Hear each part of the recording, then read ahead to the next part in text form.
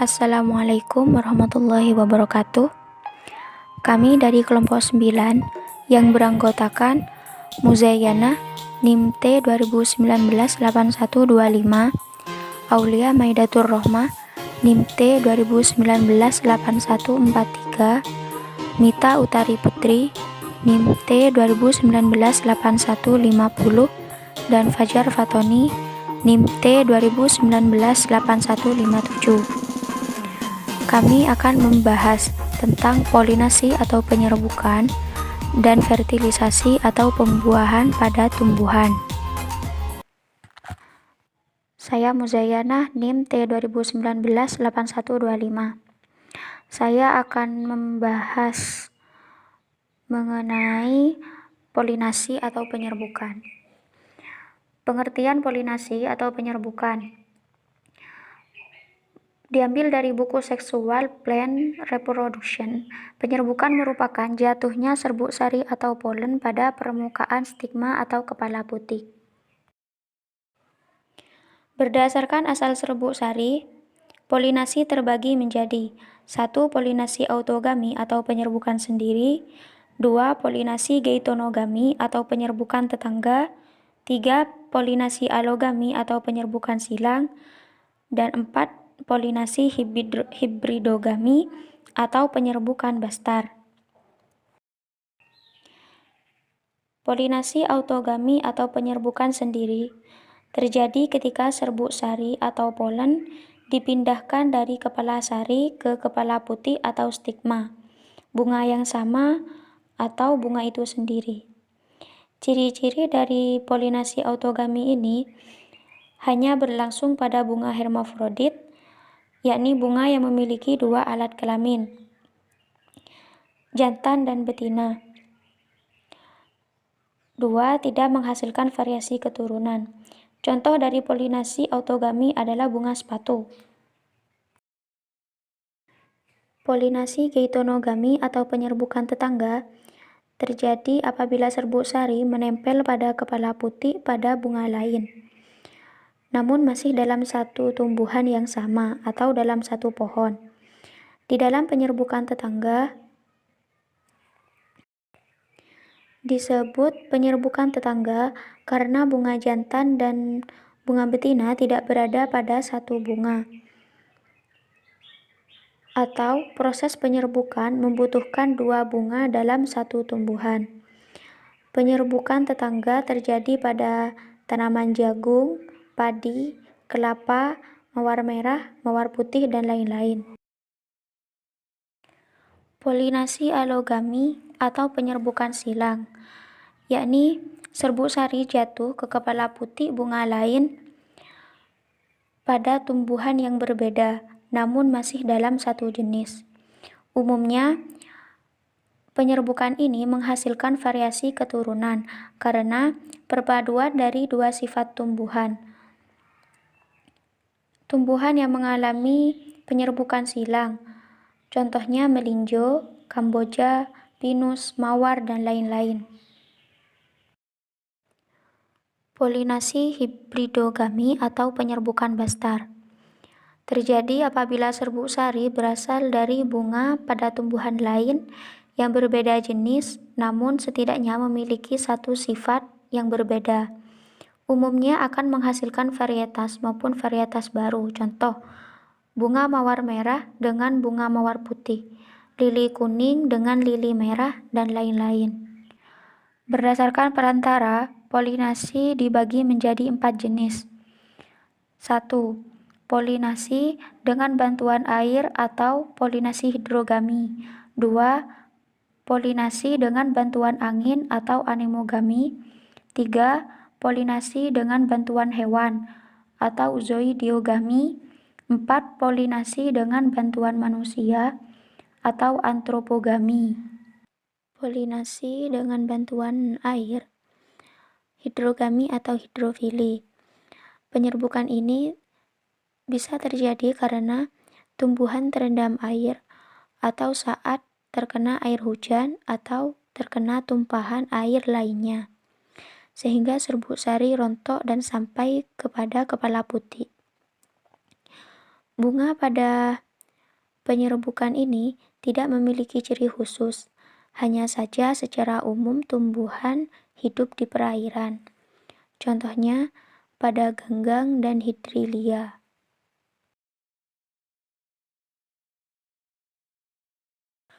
Penyerbukan dengan bantuan angin atau anemogami. Proses penyerbukan ini terjadi saat angin meniup serbuk sari yang halus, sehingga serbuk sari terlepas dari tangkai sari dan masuk pada kepala putih. Ciri-ciri dari tumbuhan ini, mahkota bunga kecil, warna tidak mencolok, tidak dapat memberikan madu atau nektar, serbuk sari ringan dan banyak, kepala putih besar, tangkai sari panjang. Contohnya pada kelapa, rumput, jagung, padi, dan lain-lain. Penyerbukan dengan bantuan hewan atau zoidiogami. Penyerbukan ini dapat terjadi dengan perantara serangga atau entomofili. Umumnya, terjadi simbiosis mutualisme pada penyerbukan ini, karena serangga memperoleh keuntungan berupa menghisap nektar sebagai cadangan makanan karena mengandung sumber energi berupa glukosa. 2. Penyerbukan dengan perantara burung atau ornitofili. 3. Dengan perantara kelelawar atau chiropterofili. Umumnya, penyerbukan dengan perantara kelelawar ini terjadi pada tumbuhan yang bunganya mekar pada malam hari. 4. Dengan perantara siput atau malakofili. Terjadi pada tumbuhan yang banyak didekati oleh siput. Ciri-ciri penyerbukan yang dibantu oleh hewan. Struktur bunga termodifikasi untuk tempat mendarat dan makan bagi hewan. Berwarna-warni sebagai daya tarik. Mekar pada malam hari. Harum, mempunyai madu atau nektar, serbuk sari berlendir, sehingga dapat melekat di tubuh hewan. Antera atau kepala sari bersatu di bagian dasar atau belakangnya. Putih tersembunyi dan berlendir. Serbuk sari dan kepala putih tidak dalam satu bunga tunggal, dan serbuk sarinya sulit rontok. Penyerbukan dengan bantuan manusia atau antropogami. Penyerbukan ini terjadi karena adanya campur tangan dari manusia. Manusia membantu proses penyerbukan dengan cara memetik serbuk sari dan menempelkannya pada putik bunga betina. Adapun ciri-ciri dari penyerbukan ini, memiliki manfaat baik untuk kesehatan maupun keindahan. Memiliki nilai ekonomis, merupakan bunga langka sehingga dibudidayakan supaya tidak punah. Contohnya pada tanaman salak. Bunga merupakan alat reproduksi pada tumbuhan yang berfungsi sebagai tempat penyerbukan dan pembuahan. Bunga terdiri dari dua alat kelamin, yakni alat kelamin jantan pada benang sari dan alat kelamin betina pada putik. Pada benang sari atau stamen dibagi menjadi anter atau kepala sari dan tangkai sari atau filamen. Anter atau kepala sari merupakan tempat terjadinya meiosis yang menghasilkan serbuk sari dan menyimpan serbuk sari. Sedangkan tangkai sari atau filamen merupakan bagian benang sari yang menghubungkan bunga dengan kepala sari, yang fungsinya untuk membawa nutrisi ke anter untuk perkembangan serbuk sari dan meninggikan posisi kepala sari agar mudah dihinggapi serangga atau terbawa angin. Alat kelamin betina atau putik atau pistil biasanya terletak pada lingkaran terdalam dari bunga dan dikelilingi oleh benang sari. Adapun bagian-bagian putik terdiri dari kepala putik atau stigma, tangkai putik atau stilus, dan bakal buah atau ovari. Kepala putik berfungsi untuk menerima serbuk sari atau polen. tangkai putih sebagai jalan bagi polen menuju bakal buah. Sedangkan bakal buah atau ovari terletak di pusat bunga yang berperan sebagai ruang pelindung di sekitar ovula yang rapuh dan berkembang menjadi biji dari mana tanaman baru tumbuh. Di dalam bakal buah atau ovari terdapat bakal biji atau ovulum yang berfungsi sebagai tempat terjadinya proses pembentukan biji untuk menghasilkan biji matang. Selanjutnya yaitu faktor-faktor yang mempengaruhi polinasi. Yang pertama, tingkat viabilitas serbuk sari atau polen. Viabilitas merupakan parameter penting karena polen harus hidup dan mampu berkecambah setelah penyerbukan agar terjadi pembuahan. Ketersediaan polen dengan viabilitas yang tinggi merupakan salah satu komponen yang menentukan keberhasilan persilangan tanaman. Viabilitas polen ini sangat penting untuk efisien reproduksi seksual tumbuhan. Yang kedua, penyesuaian waktu berbunga, waktu emaskulasi atau waktu pembuangan alat kelamin jantan atau stamen dan penyerbukan. Tanam tetua jantan dan betina harus diperhatikan supaya pada saat antesis atau pada saat waktu mekarnya bunga dan waktu reseptif atau waktu menerima bunga waktunya bersamaan.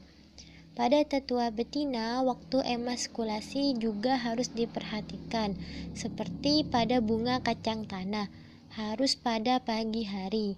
Bila melalui waktu tersebut, polen telah jatuh ke stigma. Juga waktu penyerbukan harus tepat ke stigma reseptif. Jika antara waktu antesis bunga jantan dan waktu reseptif bunga betina tidak bersamaan, maka perlu dilakukan sinkronisasi atau penyesuaian. Caranya yaitu dengan membedakan waktu penanaman antara kedua tetua, sehingga nantinya kedua tetua akan siap dalam waktu yang bersamaan. Yang ketiga, kondisi lingkungan, yaitu seperti adanya curah hujan, cahaya matahari, dan suhu. Yang keempat, keahlian dan keterampilan polinator.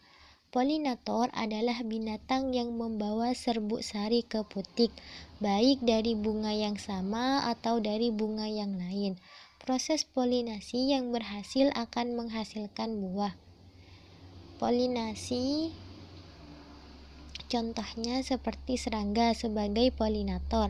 Serangga adalah polinator terbanyak di dunia, jadi tergantung dari keahlian dan keterampilan serangga tersebut.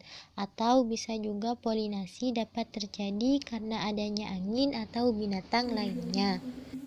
Selanjutnya, pembuahan atau bisa juga disebut fertilisasi. Pengertian pembuahan: berhasilnya penyerbukan akan diikuti dengan tumbuhnya buluh serbuk yang masuk ke saluran putik menuju bakal biji. Di bakal biji akan terjadi proses pembuahan. Jadi, pembuahan adalah peristiwa bersatunya inti sel sperma dengan ovum. Peristiwa ini berlangsung di dalam kandung lembaga dalam bakal biji. Proses pembuahan merupakan yang rumit.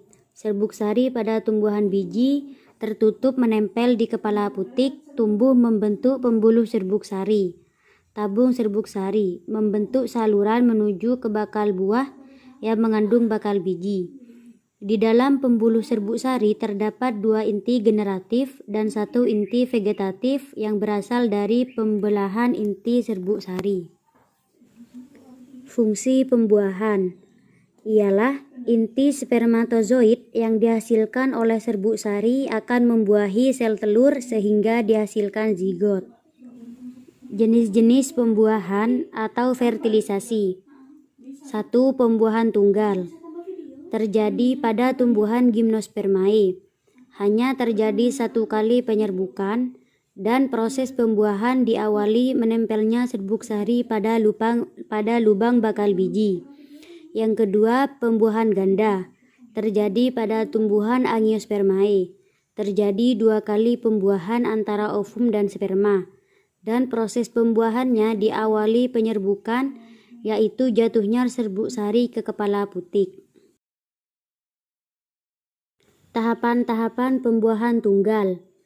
Serbuk sari menempel pada lubang bakal biji, mengandung tetes-tetes penyerbukan. Membentuk buluh dari sel vegetatif.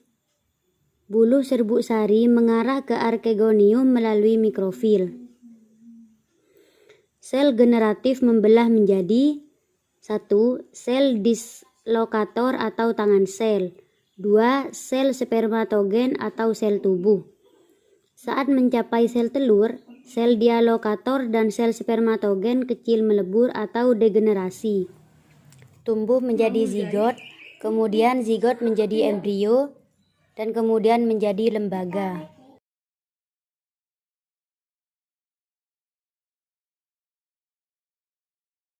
Pembuahan ganda adalah proses pembuahan yang terjadi pada tumbuhan berbiji terbuka, di mana akan terjadi dua proses pembuahan untuk menghasilkan embrio dan cadangan makanan. Angiospermae mengalami pembuahan ganda untuk membentuk embrio dan cadangan makanan. Disebut pembuahan ganda karena memang terjadi dua kali proses pembuahan, yaitu 1.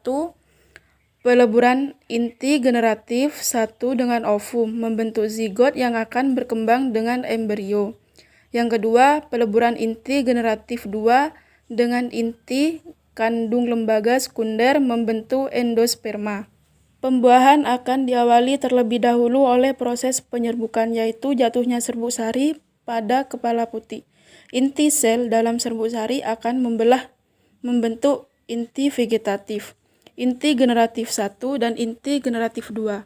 Setelah beberapa saat, serbuk sari akan berkecambah membentuk tabung serbuk sari sebagai jalan menuju kantung embrio. Tabung serbuk sari akan tumbuh dari kepala putih hingga menuju kantong embrio sebagai jalan bagi inti generatif 1 dan inti generatif 2 menuju kantong embrio. Pertumbuhan tabung serbuk sari diatur oleh sinyal kimiawi yang dikeluarkan oleh jaringan putih. Kantong embrio terdapat pada dasar putih dan merupakan tempat terjadinya pembuahan. Inti sel serbuk sari nantinya akan berjalan di sepanjang tabung serbuk sari untuk mencapai kantong embrio tersebut. Inti vegetatif akan berjalan di depan inti generatif karena berperan sebagai petunjuk jalan bagi kedua inti generatif tersebut. Setelah sampai di kantong embrio, inti generatif 1 akan membuahi ovum, membentuk zigot, dan inti generatif 2 akan membuahi inti kandung lembaga sekunder, membentuk endosperma. Kedua inti generatif sama-sama memiliki kemampuan membuahi ovum. Namun, yang akan membuahi ovum kemudian disebut inti generatif 1 dan yang lainnya disebut inti generatif 2. Sel telur yang bersifat haploid akan dibuahi inti generatif 1 yang bersifat haploid, sehingga akan menghasilkan zigot yang bersifat diploid. Inti kandung lembaga sekunder akan dibuahi oleh inti generatif 2, sehingga terbentuk endosperma. Endosperma bersifat triploid karena merupakan penyatuan dua inti kandung lembaga sekunder dan inti generatif 2 yang masing-masing bersifat haploid. Nantinya akan berkembang biak menjadi embrio, calon individu baru, sedangkan endosperma merupakan cadangan makanan bagi perkembangan embrio. Endosperma akan digunakan sebagai sumber makanan pertama pada proses perkecambahan biji. Selanjutnya langkah-langkah perkembangan. Perkembangan serbuk sari. Yang pertama, serbuk sari jatuh di kepala putih dan terdiri dari suatu sel dengan dua dinding pembungkus dan intin. Yang kedua, serbuk sari berkecambah membentuk buluh serbuk sari yang dimulai dengan pecahnya eksin. Yang ketiga, intin memanjang membuat buluh serbuk sari. Yang keempat, buluh serbuk sari tumbuh menuju mikrofil atau ruang bakal biji. Yang kelima, inti sel serbuk sari membelah menjadi dua. Inti generatif membelah menjadi dua. yaitu inti generatif 1 dan inti generatif 2. Selanjutnya, langkah-langkah pembentukan sel telur. Yang pertama, serbuk sari dalam buluh serbuk sari di dalam ruang bakal biji sel nucellus membelah menjadi 4. Yang kedua, inti calon kandung lembaga primer membelah menjadi 2. Yang ketiga, masing-masing membelah 2 kali, sehingga terbentuklah 8 inti. Dan yang dekat mikrofil 3 inti menempatkan diri berdekatan. Yang tengah adalah ovum, sedangkan mengapitnya ialah sinergit. Yang satu lagi juga menuju ke tengah. 2 inti yang bergerak ke tengah bersatu membentuk inti kandung lembaga sekunder yang diploid, dan kemudian spermatozoid yang satu membuah ovum membentuk zigot. Ada beberapa perbedaan pembuahan tunggal dan pembuahan ganda. Di antaranya ialah jumlah ovum yang dibuahi, jenis tanaman, dan daging buahnya. Faktor-faktor perkembangan embrio tumbuhan biji. Embrio pada tumbuhan dapat terbentuk oleh beberapa faktor.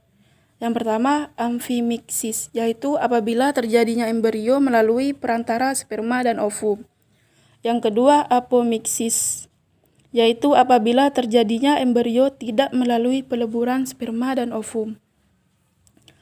Apomiksis dibedakan menjadi 3. Yang pertama, apogami, yaitu embrio terbentuk dari kandungan lembaga. Yang kedua, partenogenesis, yaitu embrio yang terbentuk dari sel telur yang tidak dibuahi. Yang ketiga, embrio adventif, yaitu embrio yang terbentuk dari sel telur yang tidak dibuahi. Sedangkan amfimiksis dibagi menjadi 3. Yang pertama, porogami, yaitu inti generatif masuk melalui mikrofil. Yang kedua, aporogami, inti generatif masuk tidak melalui mikrofil. Yang ketiga, kalazogami, inti generatif masuk melalui kalaza.